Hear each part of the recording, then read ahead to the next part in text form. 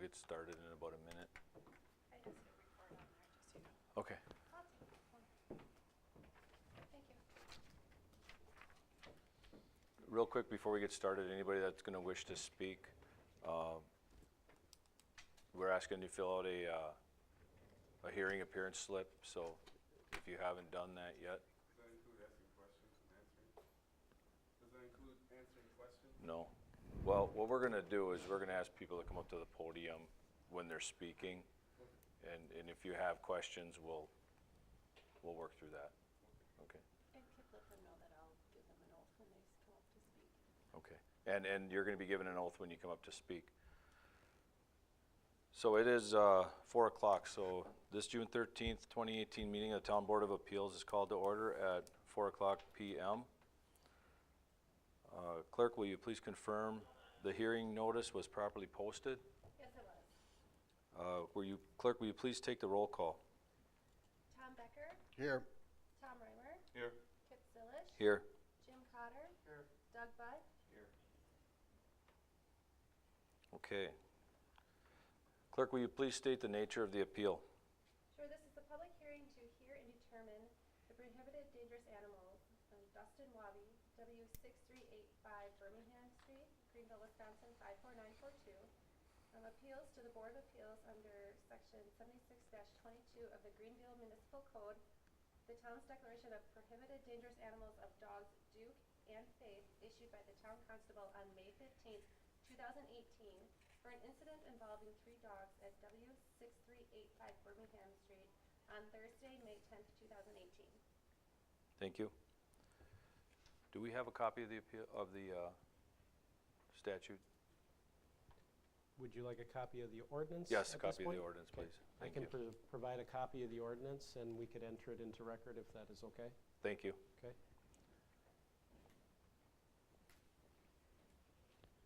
Okay, this will be presented as Exhibit 1, and I'll give a copy to the Wabbies.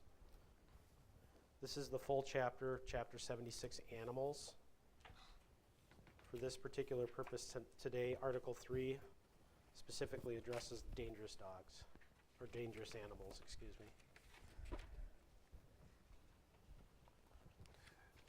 Thank you. I'd like to also point out, anybody that is speaking, we have a court reporter present, so if you could please come up to the podium when you're giving a statement, and also speak clear and slow so she can keep up with us. So, Dustin Wabi, would you like to make a statement? We have a statement that Shante is going to read. Okay. Do you have her information? I do, yeah. Okay. Do you want to, I'll have you stand. Oh, sure.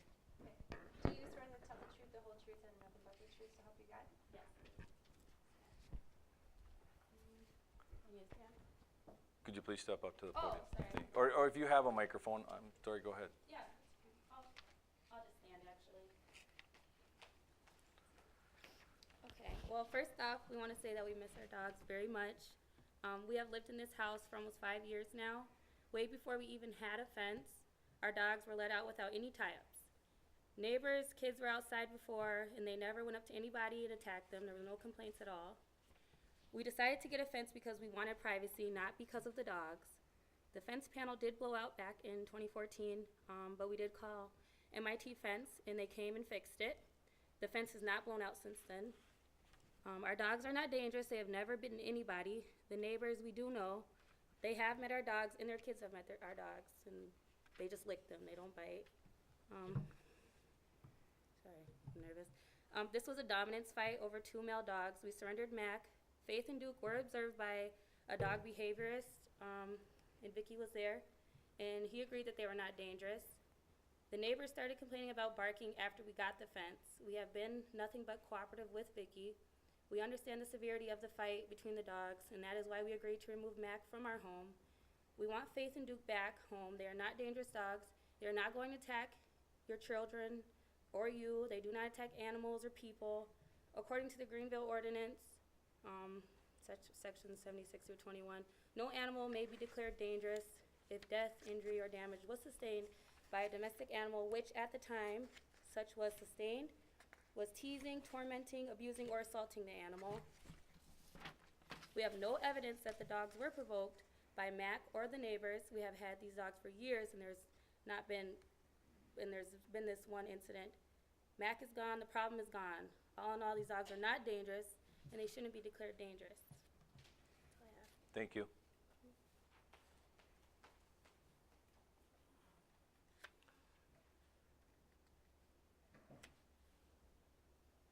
Do we want to hear more witnesses for the defense, or does the town want to make a statement now? And the town would make a statement Okay. at this point. Correspondence would be disseminated. Any ex parte communication is disclosed, and then at that point, Okay. hear from witnesses or individuals that are interested in talking. Okay, so we'll take a statement from the town at this point? Okay, we're going to enter into evidence a few items to just basically allow the Board of Appeals to understand how the town came to determine that the dogs were dangerous and should be prohibited. The first is an email that was dated on Thursday, May 10th, 2018. It was written by Zach Whitney. This email, to our knowledge, was in response to an incident that occurred at the Wabi property that evening on Thursday, May 10th, in which they witnessed both Duke and Faith basically more or less attacking, if you will, Mac. We do have evidence or a video that was attached to the email that I'll be also showing this evening for you, just so it's representative of what the town staff and constable were provided for information. So I'll enter this email into evidence as exhibit. This will be exhibit 2. Copy of the email.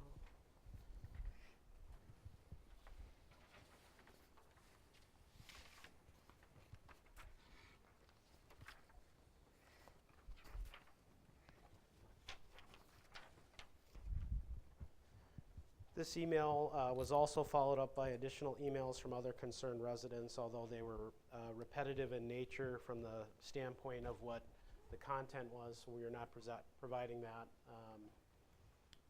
as individual evidence. We feel that it would be mundane to provide that additional information. So I will pull up the video documentation. As you can see in the email body, there was a number of video footages. There was one in particular that we were most concerned with, and I'll play that for you right now. There is no audio attached to this particular video file. You can see there are 3 dogs in the video.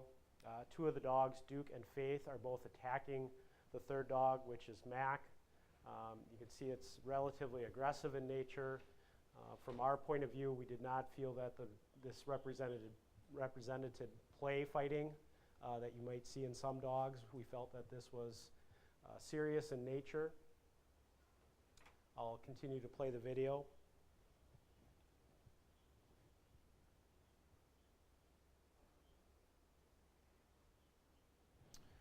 From that, there were some images that were taken by the neighboring property owners.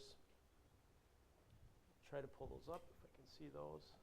Immediately following the incident, you can see that this is one of the 2 dogs that was involved in the incident. This is not Mac. This is one of the 2 dogs that were doing the attacking. You can see blood is on the face and throughout the fur of the body of the dog. It's to our understanding that Mac suffered serious lacerations as part of the attack, also a broken bone. To my understanding, it was one of the legs of the dog that was broken as part of the attack. And this is an image of the other dogs. Again, you can see blood on the face of the dog on the right and some additional blood on the face of the dog on the left. In addition to that, residents attended a town board meeting immediately following the date of that and expressed some concern and provided some additional video footage and videos of the dogs. We felt that one additional video was appropriate for today's purposes. If I can get the right video up. This is an individual property owner that is in their yard, and the dogs show some aggressive tendencies or behaviors towards that property owner. Get. Go home. Go home. Get. Get out of here. Where's your dad? And so this video was obviously taken much earlier than the incident, but it again just shows some aggressive nature or tendency of the dogs in question. After the incident was recorded or reported to the town, our town constable made contact to the Wabi family, did some investigative work, and then ultimately declared the animals dangerous and prohibited. There was a declaration order that was submitted to the Wabi family on May 15th. I will provide a copy of that letter as evidence and enter it into exhibit.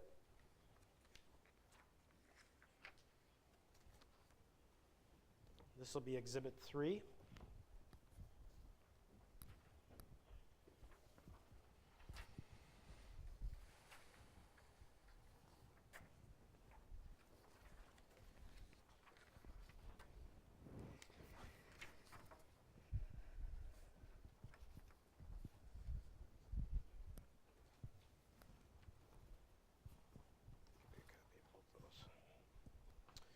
I could clearly see, based on the statement of the letter, this letter is to inform you that as a result of the incident involving your 3 dogs at your home on Thursday, May 10th, and after further investigation, the governing board of the town of Greenville is declaring your dog Faith and your dog Duke both to be prohibited dangerous animals pursuant to Greenville Municipal Code, Chapter 76, Article 3, Section 76-22. Copy of the letter was provided to the town. In addition to that, a copy of the codified ordinance was provided to the Wabi family at that time. They were notified that they would be given 72 hours in order to appeal the declaration. We received the declaration, the appeal notification within the 72-hour period. I have a copy of the appeal form for the record as well.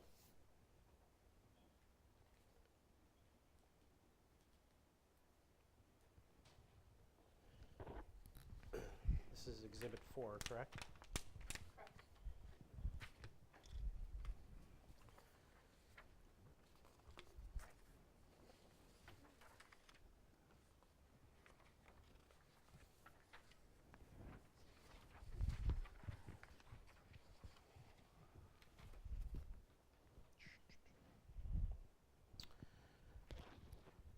And then upon review of some additional documentation in advance of this hearing, we reviewed whether or not the individual dogs were licensed in the town of Greenville in accordance to Municipal Code, Chapter 76, as well as Wisconsin state statutes. We found that all 3 dogs, Duke, Mac, and Faith, I believe the last time that they were licensed was in 2015. So at present, we were not aware that the dogs had been officially licensed with the town of Greenville.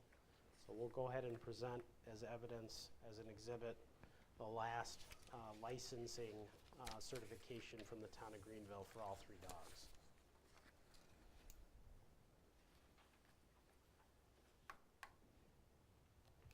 This is Exhibit 5.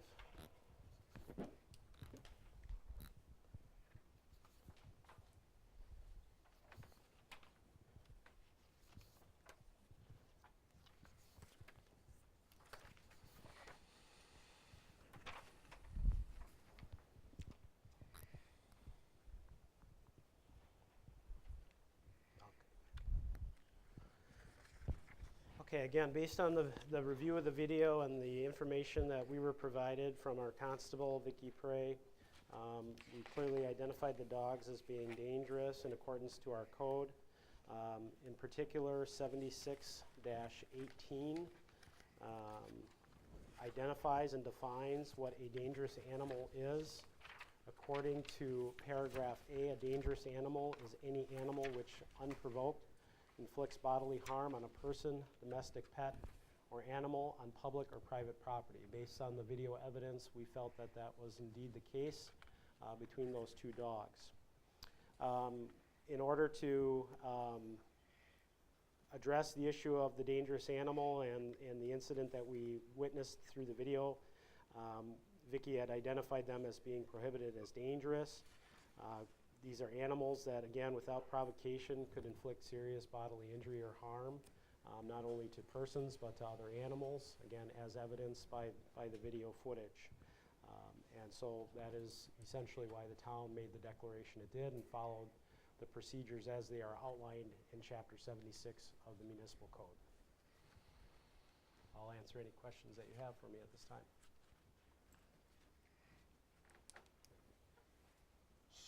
So the homeowners have 3 dogs. 2 of their own dogs attacked the third owned dog, is that right? That is correct. So this wasn't a dog that was, the third dog, Mac, wasn't coming from outside of their property or anything? To my knowledge, that is correct.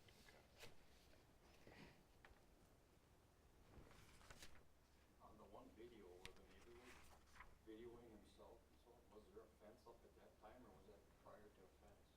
So it appears that that video was taken in 2014, I believe, and that was before the fence was put up. Because they seem to be free roaming at that point. So. Correct.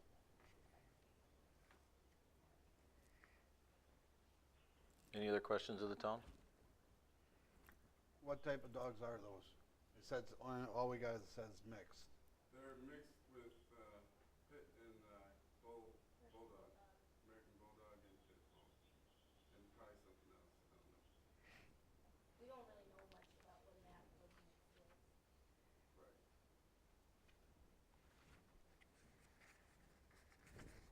Any other questions for the town?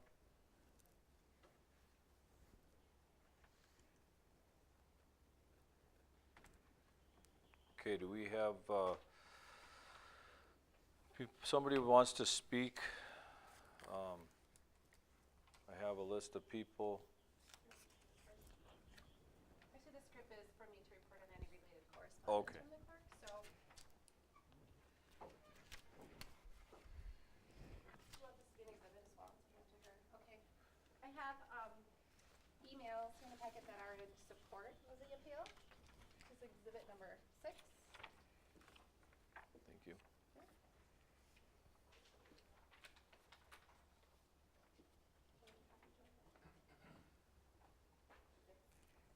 And I also have emails that are in support of the declaration, which is exhibit number 7.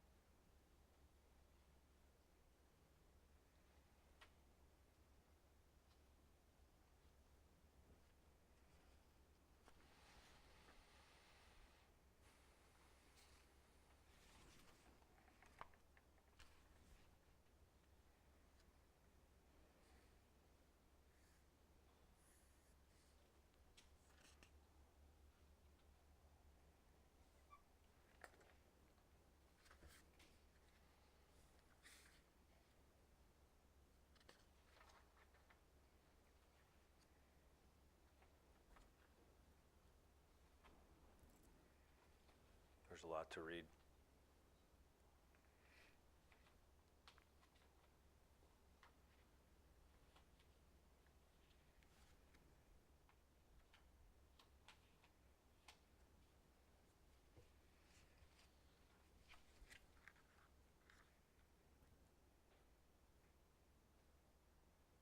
Give you a couple more minutes, guys.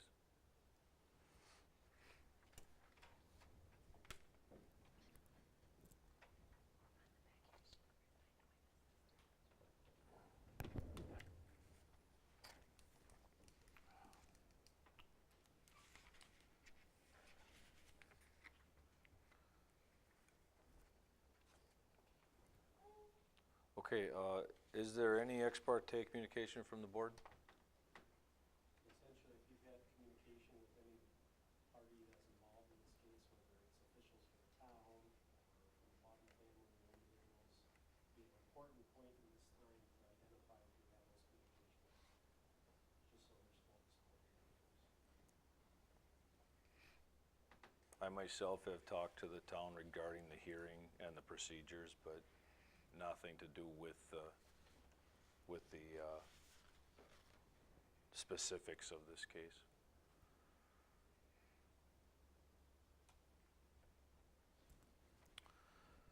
Okay, so we have some witnesses that would like to speak.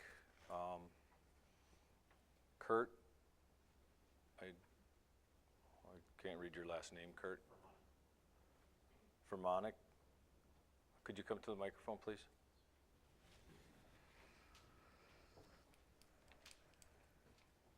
Kurt, I'll ask you to raise your right hand. Do you swear to tell the truth, the whole truth, and nothing but the truth, so help you God? Can you state and spell your name, please? Kurt Fermonic, Kurt C-U-R-T, Fermonic F-U-R-M-A-N-E-K.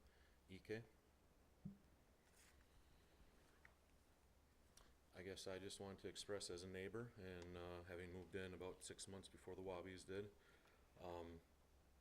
you know, being a dog owner and lover for all of my life, I have no problems with dogs, no matter breed, type of dog. But these dogs have continued to show aggression. I'd like to dispute one of the comments made on the opening statement about fence being put there voluntarily. I'm pretty confident that was an issue that was brought up with the constable, and as the video shows, they weren't aggressive. I mean, I'm a 200-pound man, those dogs came running after me. That would have been my 5-year-old kid or my 2-year-old kid. I don't think it would have ended as well. After that, the fence was put in. After the fence was put in, animals continued to show signs of aggression, barking excessively. Yes, that was reduced, and the Wobbies did do a nice job of trying to contain some of that.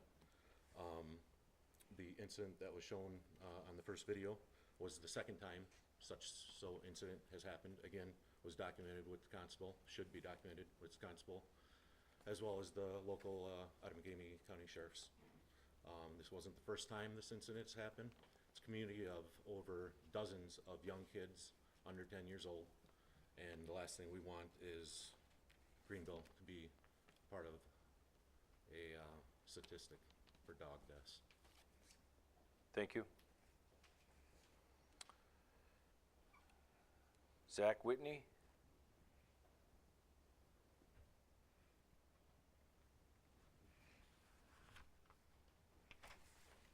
Zach, can I raise your right hand? Do you swear to tell the truth, the whole truth, and nothing but the truth, so help you God? I do. Want to state your name for the record, please, or spell it? Name's Zachary Whitney.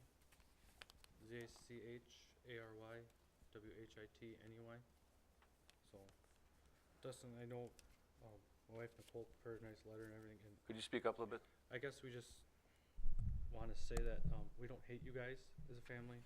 I know we got to know you guys a little better at pizza party. It's nothing against you guys or the dogs particularly, but we just don't feel safe with how those dogs have been in our neighborhood and how they've reacted to all of us neighbors. So, I guess there has been other incidences where a gate has been left open too. That's one of our fears is, yeah, the dogs were contained to a fence, but there's gates and sometimes they could be left open. I know some other incidents I heard from neighbors that, yeah, a fence was left open and one of the neighbors came out of his garage with a shovel because he wasn't sure of his neighbors up the street, how Duke was barking at and going after their dogs, and I think the owner's mother-in-law was there. So it's just some of those things. We didn't hate all the barking all the time. It was more of, we knew that dogs wanted to be let in type thing, and they'd be out barking 30 to 40 minutes. So we don't hate the dogs barking or anything, and our dogs bark too. We all have dogs in the neighborhood. Again, I guess, yeah, the first time that, back in August of 2015 was the first attack. I was putting my daughter to bed at 9 o'clock at night. My daughter's bedroom is right next to Dustin's side of the house, and I heard the dogs out in the back yard. It didn't sound like they were playing, so I went outside and looked. I was right on the other side of the fence. I did record a little bit so I could hear it and other people could hear it. And that's when Ashley came out. She was just moved in. She came over because she could hear it in her house, and she lives kitty corner back far away from them. And we actually went and knocked on Dustin's door and said, Dustin, there's something, your dogs are doing something that you need to be looked at them. And he ran out there, and sure enough, yeah, they were attacking each other. It was, from what I could tell, it was Duke and Faith on top of Mac the first time. I believe after that, both males were then neutered to try to help. It did help, and I remember telling Vicky that I was afraid of this happening again, and that's when this past May when it happened again, that's why I wrote the email to town board and just let everybody know that we didn't feel safe with the way these dogs were acting in the neighborhood. I guess, yeah, the video of Kurt in the neighborhood, that was before Mac. I think we all loved Mac. Mac loved everybody. But it was just Duke who was always kind of didn't know what to think of all of us neighbors. So we just wanted to ensure the safety of our neighborhood, because I've lived next to Dustin as soon as he moved in 5 years ago. I've lived in the house with my wife for 9 years. So we just want a safe neighborhood. We want our kids to play together. So that's all I had. Was there any other questions that you guys had regarding anything? Any questions for Zach? No. Thank you.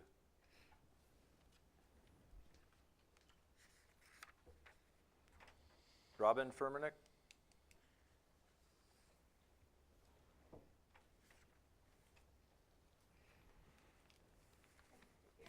you swear to tell the truth, the whole truth, and nothing but the truth, so help you God? Yes. And spell your name, please. Robin Furmanek, ROBIN, FURMANEK. We live right behind the Wobbies. Could you speak up a little bit, Robin? We live right Thank you. behind the Wobbies, very close. You didn't hear the dogs attack. Hearing the dogs attack another dog was the most horrible thing I've ever heard. And when that was occurring, they left their dogs alone in the backyard, and they were not at their residence. The sheriffs, this last episode, the sheriffs were called, and they came, and I believe they couldn't do anything because they were within a fenced yard, so they took video, but they weren't allowed to do anything. I believe another one of the neighbors tried contacting Mr. Wabi multiple times to alert him of the situation, and he finally came home. But the neighbors and other people had to try to break this up and save this animal. I'm very fearful. I love animals. I'm very fearful now living there. I have 2 small children. There are small children everywhere in the neighborhood. We don't know when an attack may happen again if the dogs are allowed back, or who would it be, whether it be another dog in their family or whether it be someone outside of the family. If this was a fight over dominance, doesn't matter. A fight's a fight, an attack's an attack. Every attack, every fight, you get stronger, you get better, you get more efficient.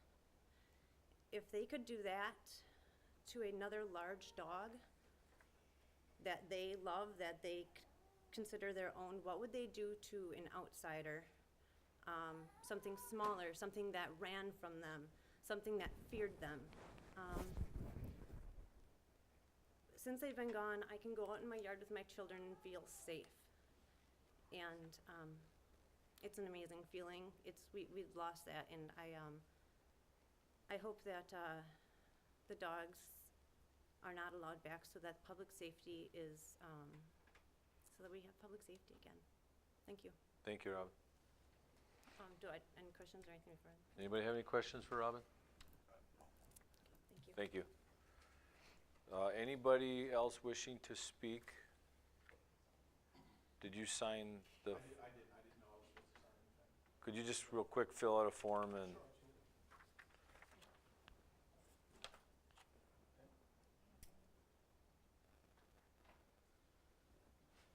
Anybody else that wishes to speak?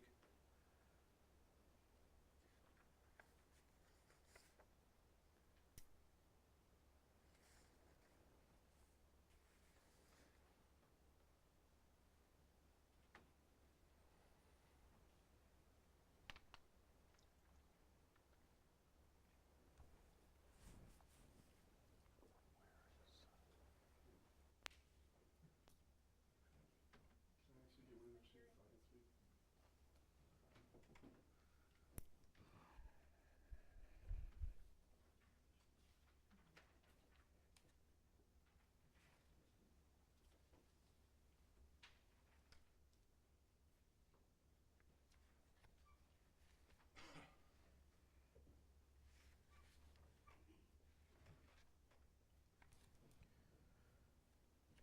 Kip, I don't know that you would need Dustin or the town to provide a statement or a slip. They can respond to the evidence that's presented by witnesses.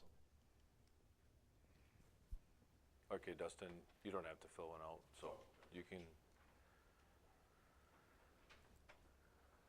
You just give it to Wendy.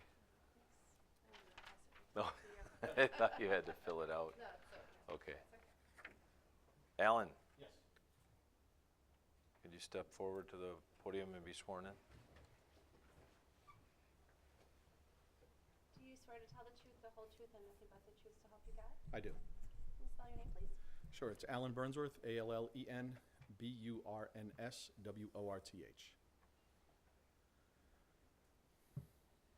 Okay, my name is Alan Burnsworth. I'm the owner of In Touch Dog Training. We are based out of Black Creek. Moved here a couple of years ago. We have several locations at this point, Black Creek, Texas, Florida.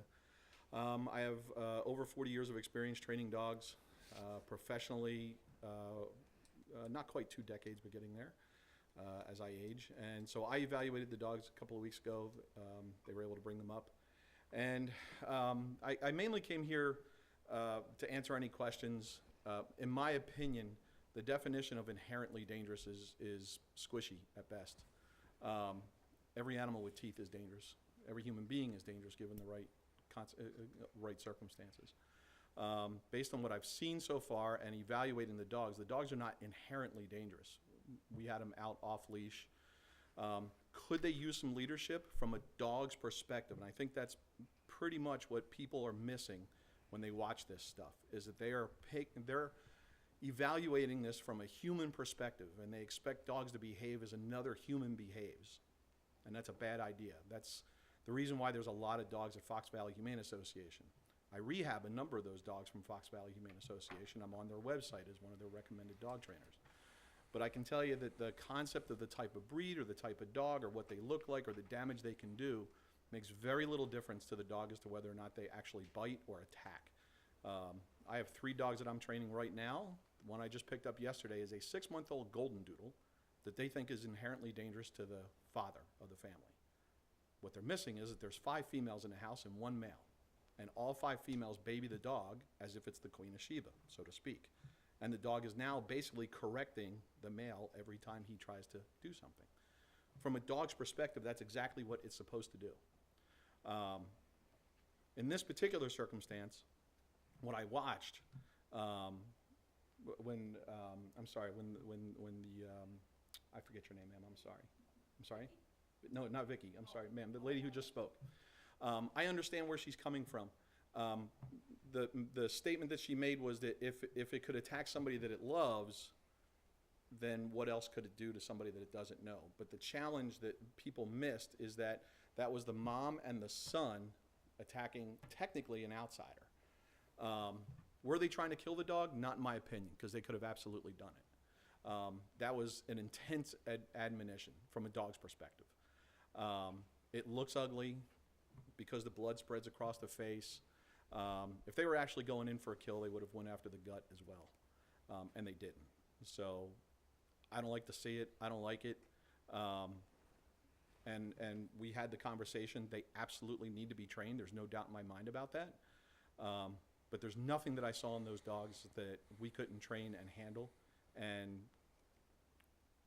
when I say change the dogs,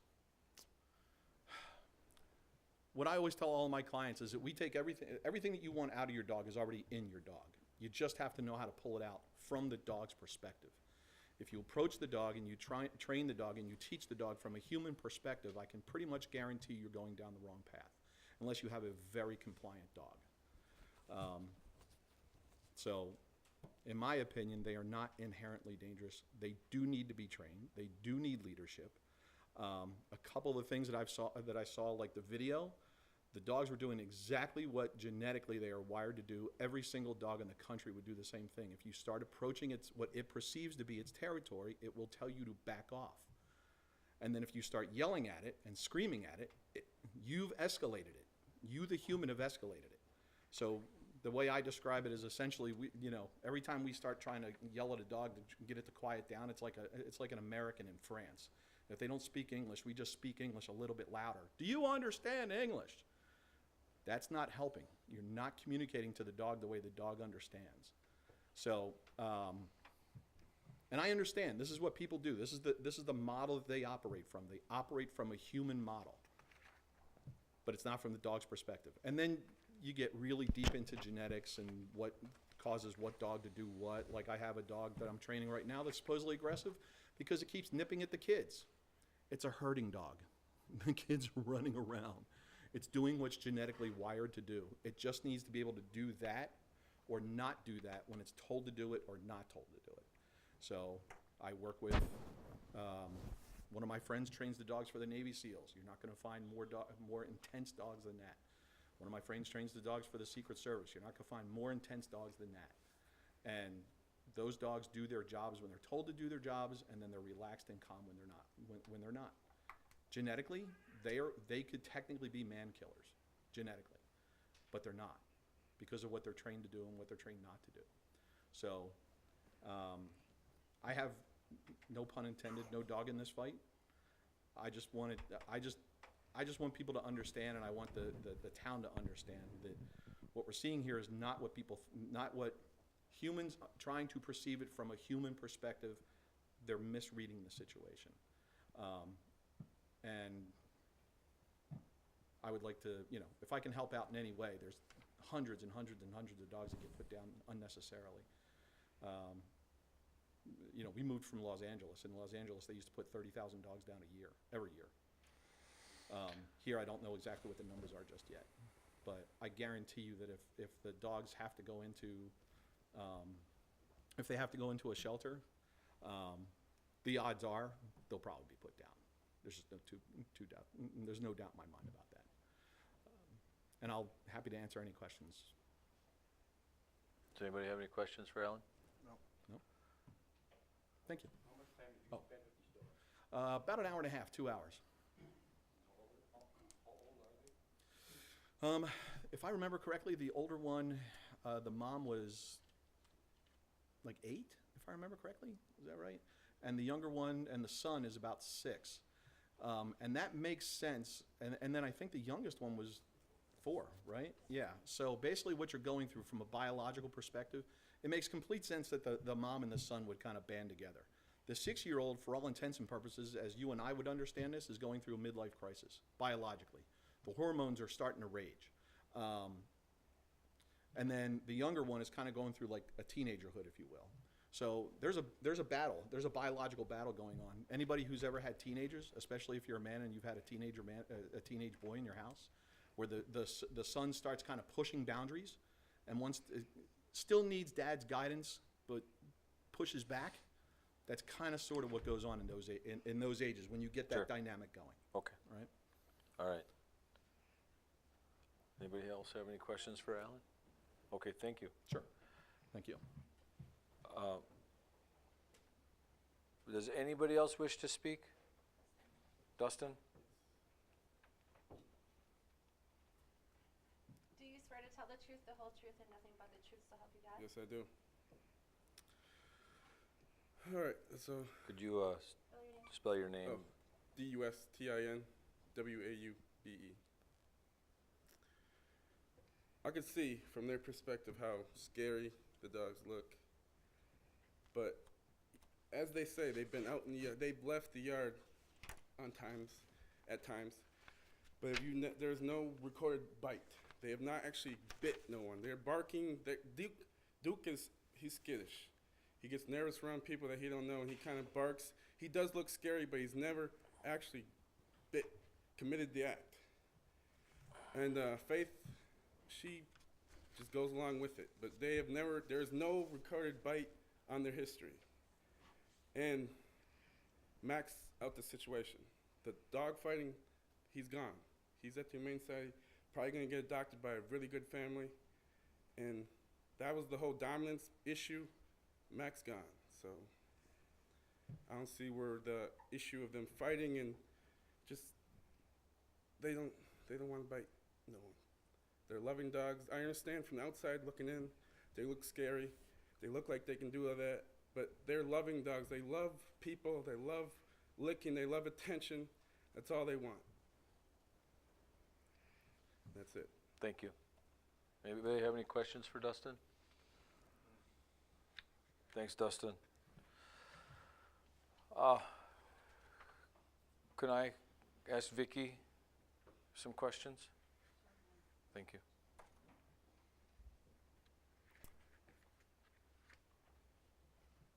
Do you swear to tell the truth, the whole truth, and nothing but the truth, so help you God? I do. Vicky Pry, V-I-C-K-I, P-R-E-Y.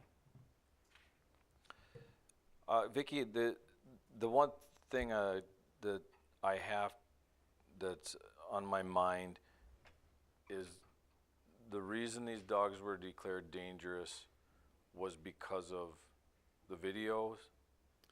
Because they met the criteria of the ordinance, Okay. as stated in the ordinance. And do you work for the county? Mhm.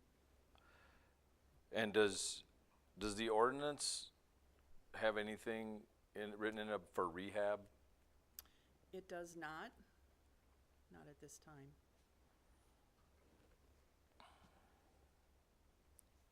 Does anybody else have any questions for Vicky?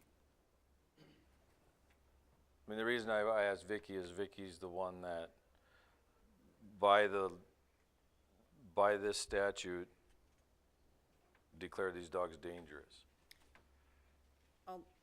Actually, the town board supported Okay, that. okay. So this but this is a, I was going to declare them dangerous. The board made the decision to declare them prohibited dangerous. what's the difference? Prohibited dangerous means they cannot reside in the town of Greenville. And generally, it means that they cannot reside anywhere if this is upheld. By going the dangerous route, because I don't feel threatened by the dogs, however, I understand exactly what they're seeing and how they feel. What the hope was that if Dustin was not allowed to work with the dogs, is I wanted to see him work with a professional with the dogs and monitor the situation, or if that wasn't going to be, at least they could go live somewhere else. Deeming a dog prohibited dangerous is a death sentence for them.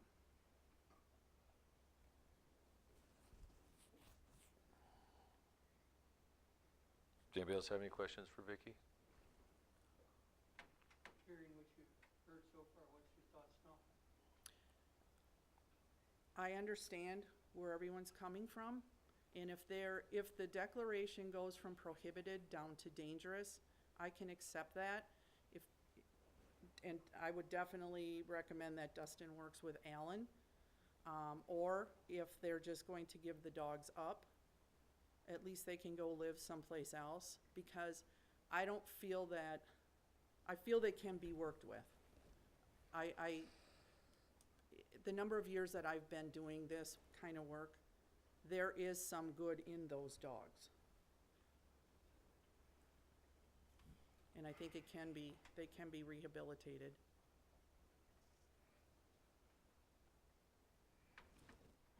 How would we know that? You would know that through constant monitoring, and if they chose to work with Alan or another behaviorist or trainer, that would have to be constantly monitored, and it basically would be on, I mean, I would like everybody to meet the dogs, to see what the dogs are. That would be, you know, that's what's been done in a previous, not necessarily in the town of Greenville. But this is a very unique situation in that, as the county humane officer, I have declared other dogs prohibited, dangerous, and dangerous, but it's been because they've attacked humans multiple times, or they've attacked other animals off property. So this is the first of this kind of a situation where it's family dogs attacking family dogs. So,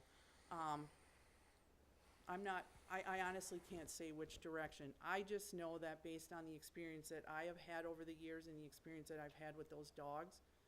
Those whether Dustin's particular allowed- dogs? These particular Okay. dogs. Whether Dustin's allowed to keep them or not, I think there's still something there that, by even declaring them dangerous and with a stipulation or a non-stipulation, either that Dustin works with the dogs, works with a professional trainer, or they're declared dangerous. It could potentially be taken off. I didn't hear what it was said. He asked if the dangerous could be taken off. And that could potentially be done.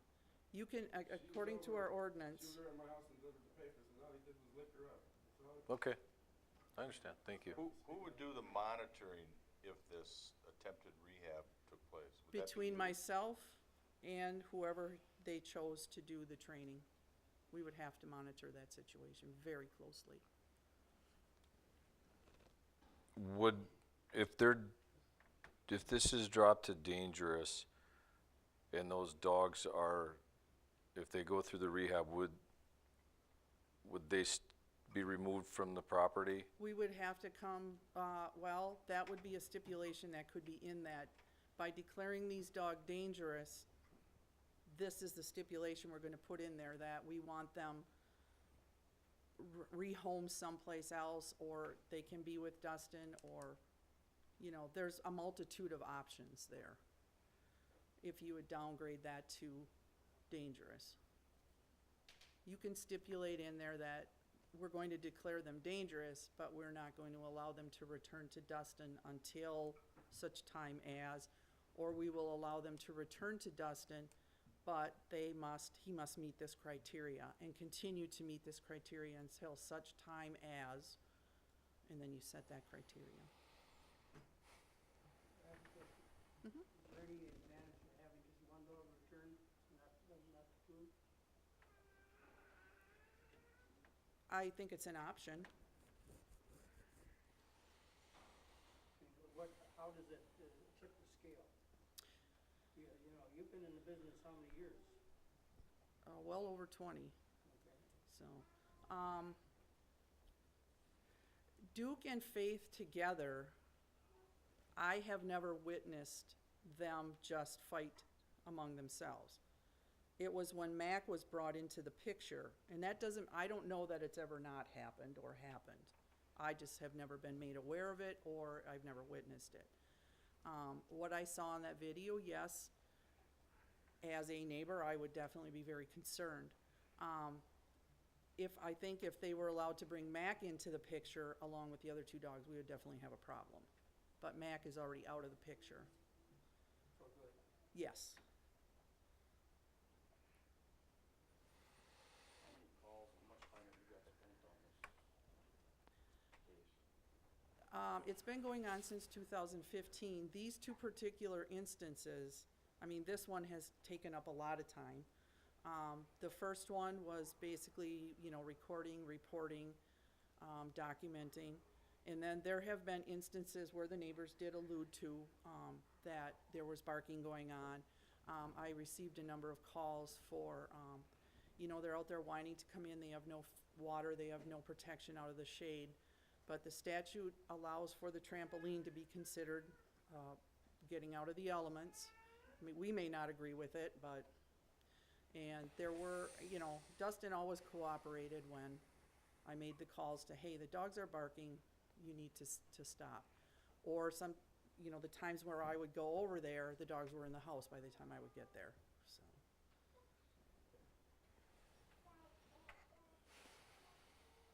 Any other questions for Vicky? Thanks, Vicky. I know this has been a lot of work for you. Alan, could I ask you a question? Could you?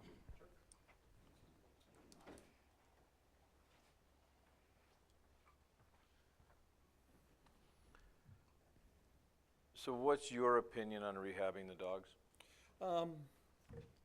Well, I believe the dogs are completely rehabbable. I've kind of made my bones on that. So, at the end of the day, I always tell my clients that the dogs are totally capable of it. I just have to make sure that the owners will follow through. So, so everything I do is based on, because the dogs I know I can handle. The dogs can be trained. The humans are the ones I have to work with. So, so in my opinion, I got to keep it really, really, really simple for humans. Just because otherwise they won't follow through with it. So, How long? From a personality perspective or a temperament perspective, yeah. Now, if you ask me which one would I keep, it would be the female over the male. But that's just in terms of ease of, like, where they're at in their development and what their temperament is like. Excuse me. How long would it take to rehab them? Well, in terms of training, we would probably do, what I would recommend would be a 2 to 3 week, what I call an immersion program. They come and stay with me or whoever, but usually the way that I train is relatively rapid. So this would be my recommendation. It'd be a 2 to 3 week training program in my place. At my place, we work them around other dogs and other people, and then we take them out into public and we work them there. And then the owners get unlimited training. What it takes from a neurological perspective, it takes about 3 months for the brain to create not just the patterns, the neurological patterns that are happening, but also to protect them. It's a process called myelination. That's when things begin to become a habit. So it's an ongoing process. It just gets better and better and better. But you can easily get the dogs under control to the point where you can manage them and work with them and teach them what you want and how to behave within 3 weeks. What kind of assurances, as a trainer, Mm-hmm. you've probably seen some other situations similar to this. Mm-hmm. How do you relieve the anxiety of the neighbors, which from a very Mm-hmm. descriptive Yeah. video, that I can take care of this, everything's cool, they'll come back, dogs will be different. What kind of assurance? What I could personally do, I mean, how do you alleviate someone's fears about their kids? I'm sorry, what'd you say? I said, how do you, I'm just kind of asking the question out loud. How do you alleviate the fear of someone being afraid for their kids? Right. And that's a challenge. And all I could tell people is that, I mean, if you go to our website and you look at reviews, right? I mean, we have all 5-star reviews. We have everything from anxiety to This is not fear. about your capabilities. Okay. It's about Right. how those people are gonna wake up every day and feel Yeah. comfortable that I think the only way fear that would about losing their child. Sure. is I going think to the be only minimal. way that would happen is they would have to see the dogs. They'd have to see the dogs in action. That's the only way anybody ever gets confidence from seeing something, or seeing is believing, right? So they'd have to see the dogs in action, which means I'd have to bring the dogs back. We could do videos, I mean, they could see the dogs in action before they come back because we can put them on video. We could have them around other dogs. We could have them around other people, those types of things. So that might be an option because we do that. We take videos and send them back to clients so they can see the progress their dog is making. So that's an option.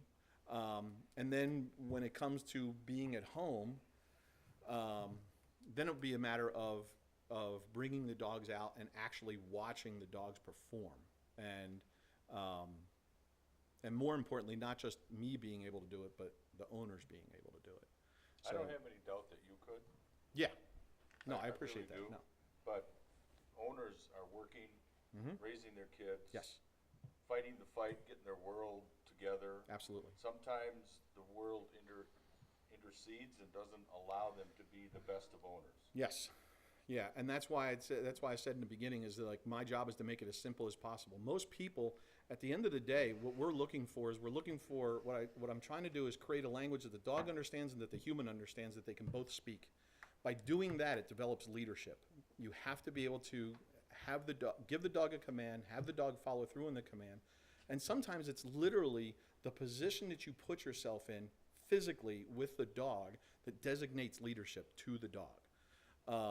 Just like if you approach a dog head on and you stare at the dog, from the dog's perspective, you could be a potential threat, because that's how a dog understands it. So, but those things take time to transfer, if you will, over to ownership and teach them and train them and guide them through that process. So the very first things that we work on, as simple as it sounds, now I use remote collars in my training, but we use them a little differently than most people think about it. The way that we use remote collars in our training is that we turn them way down and teach a dog, when you feel this weird little stim, it means pay attention to me. And then if you have to go up, you can go up to match their levels of stimulation, their levels of distraction. So the way that we train is that you can communicate with your dog as far as that remote collar goes. It's our responsibility and the owner's responsibility to make sure that the dogs understand, when you feel that, pay attention to me. So that gives us a lot of capability to communicate with the dog, no matter what's going on, no matter what levels of distraction, no matter how far away, almost no matter how far away they are. So how do I put the the community's mind at ease? They would have to watch. They'd have to watch it. And in some cases, and I've had people do this, I've actually helped people with phobias of dogs, like kids. It's usually a kid.